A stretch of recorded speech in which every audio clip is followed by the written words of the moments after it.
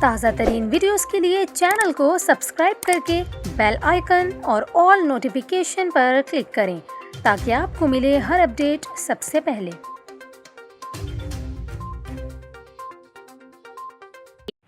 اور ابھی آپ کو بتائیں، چیف میٹرولوجسٹ سردار سرفراز نے بتایا ہے کہ خلیج بنگال میں کل ہوا کا کم دباؤ بن سکتا ہے۔ انہوں نے یہ بھی بتایا کہ ہوا کے اس کم دباؤ کا رخ وسطی بھارت کی جانب رہے گا، تاہم کراچی سمیت سندھ میں اس سسٹم کے زیر اثر بارش کا امکان نہیں۔ موسمیاتی تجزیہ کار جواد میمن کا اس حوالے سے کہنا ہے کہ مون سون کا آخری سسٹم کل خلیج بنگال میں بن سکتا ہے، البتہ مغربی ڈسٹربنس سرگرم ہونے پر سسٹم کے اثرات پاکستان پر کم رہیں گے۔ انہوں نے بتایا کہ اس سسٹم کے زیر اثر بالائی پنجاب اور خیبر پختونخوا میں بارشیں ہو سکتی ہیں، تاہم سیلاب زدہ علاقوں میں موسم گرم رہنے کا امکان ہے۔ اس کے علاوہ موسمیاتی تجزیہ کار نے بتایا ہے کہ ستمبر کے آخر یا اکتوبر کے ابتدائی دنوں میں مون سون ختم ہو جائے گا۔ انہوں نے یہ بھی کہا کہ ملک کے شمالی علاقوں اور پنجاب میں سردی کا آغاز 10 سے 15 دن پہلے ہو سکتا ہے۔ پاکستان کے شمالی حصے میں سردی کی شدت زیادہ رہے گی۔ موسمیاتی تجزیہ کار جواد میمن کے مطابق مغربی ڈسٹربنس سے